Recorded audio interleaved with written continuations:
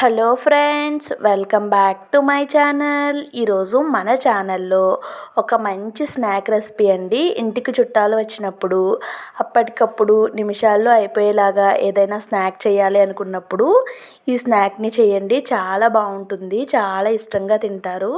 మీకు ఖచ్చితంగా కాంప్లిమెంట్స్ అయితే ఇస్తారండి ఈ స్నాక్ రెసిపీ తిన్న తర్వాత. మరి ఇన్స్టెంట్గా చేసుకునే ఈ స్నాక్ రెసిపీని ఎలా ప్రిపేర్ చేసుకోవాలో వీడియోలోకి వెళ్ళి చూసేద్దామండి. అంతకంటే ముందుగా ఒక చిన్న రిక్వెస్ట్ అండి, ఛానల్ని ఫస్ట్ టైం వాచ్ చేస్తున్న వాళ్ళు ప్లీజ్ లైక్ చేయండి వీడియోకి, అండ్ అలానే ఛానల్ని సబ్స్క్రైబ్ చేసుకోండి. దీనికోసం నేను ఇక్కడ స్టవ్ వెలిగించి ఒక ప్యాన్ పెట్టుకున్నాను. ప్యాన్లోకి ఒక కప్పు గోధుమ పిండి వేసుకున్నానండి. వేసుకొని గోధుమ పిండి వేడయ్యి మనం చేత్తో పట్టుకుంటే కొంచెం వేడిగా తగులుతూ ఉంటుంది కదండి, అలా అయ్యే వరకు దీన్ని ఫ్రై చేసుకోవాలి. అలా ఫ్రై చేయటం వల్ల మనం గోధుమ పిండితో చేసుకోపోయే బోండా లోపల మనకి ముద్దలు ముద్దల్లా కాకుండా మంచి క్రిస్పీగా ఉంటుందండి గోధుమ పిండి అనేది. ఇప్పుడు ఈ గోధుమ పిండి మంచిగా ఫ్రై అయిన తర్వాత దీన్ని ఒక ప్లేట్లోకి అయితే ఒక బౌల్లోకి అయితే ట్రాన్స్ఫర్ చేసుకుంటున్నానండి. చేసుకున్న తర్వాత ఏ కప్తో గోధుమ పిండి తీసుకున్నామో అదే కప్తో హాఫ్ కప్పు శనగపిండి, హాఫ్ కప్పు బియ్య పిండి వేసుకున్నాను. వేసుకొని ఇప్పుడు ఈ మూడు పిండ్లు కలిసే విధంగా విస్కర్తో కలిపేసుకున్నానండి. కలుపుకున్న తర్వాత దీంట్లోకి టేస్ట్కి సరిపడేట్టుగా సాల్టు, ఒక హాఫ్ టేబుల్ స్పూన్ వరకు జీలకర్ర, ఇంకా అలానే కొంచెం మంచి కలర్ కోసం కొంచెం పసుపు కూడా వేసుకున్నానండి. వేసుకొని ఇందులో ఇంగువ అయితే ఖచ్చితంగా వేసుకోండి, టేస్ట్ అయితే చాలా బాగుంటుంది ఇంగువ వేసుకోవటం వల్ల. తర్వాత ఒక హాఫ్ టేబుల్ స్పూన్ వరకు అల్లం వెల్లుల్లి పేస్ట్ కూడా వేసుకున్నాను. వేసుకొని ఇవన్నీ కలిసే విధంగా కలిపేసుకున్నానండి.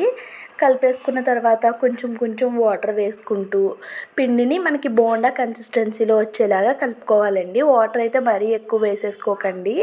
వాటరు ఎక్కువ వేసుకోవటం వల్ల మనకి బోండాలోంచి ఆయిల్ అనేది లాగేస్తుందండి. ఇప్పుడు దీంట్లోకి చిన్నగా కట్ చేసుకున్న ఒక ఉల్లిపాయ, ఒక 2 పచ్చిమిర్చి కూడా వేసుకున్నానండి. మీరు స్పైస్కి ఎక్కువ కావాలనుకుంటే ఇంకొక 2 ఎక్స్ట్రా వేసుకోవచ్చు. ఫ్రెష్ది కరివేపాకు ఇంకా కొత్తిమీర కూడా వేసుకున్నానండి. అల్లం వెల్లుల్లి పేస్ట్ అవైలబుల్ లేకపోతే అల్లాన్నన్నా మీరు వేసుకోండి, చాలా బాగుంటుందండి. ఇప్పుడు ఇవన్నీ కలిసే విధంగా బాగా మిక్స్ చేసేసుకోవాలి. చూడండి, ఇవన్నీ కలిసే విధంగా ఒక 2 నిమిషాల పాటు కలుపుకోవాలి. అప్పుడే మనకి బోండా మంచిగా సాఫ్ట్గా క్రిస్పీగా వస్తుందండి. చూడండి, ఈ విధంగా మనం ఆయిల్లో రౌండ్గా బోండాలా అయితే వేసేసుకోవాలి. చాలా ఈజీగా చేసుకోవచ్చండి. ఇంటికి చుట్టాలు వచ్చినప్పుడు సడన్గా మనకి పప్పు నానబెట్టి చేసే టైం లేనప్పుడు అప్పటికప్పుడు ఇలా చేసి పెడితే ఖచ్చితంగా నచ్చుతాయండి. అండ్ అలానే ఇవి గోధుమ పిండితో చేసినవంటే ఎవ్వరు కూడా నమ్మరండి, అంత బాగుంటాయి వీటి టేస్ట్. ఇప్పుడు స్టవ్ వెలిగించి డీప్ ఫ్రై కోసం ఆయిల్ పెట్టుకొని ఆయిల్లోకి ఒక్కొక్కటిగా బోండా అయితే వేసేసుకోవాలండి.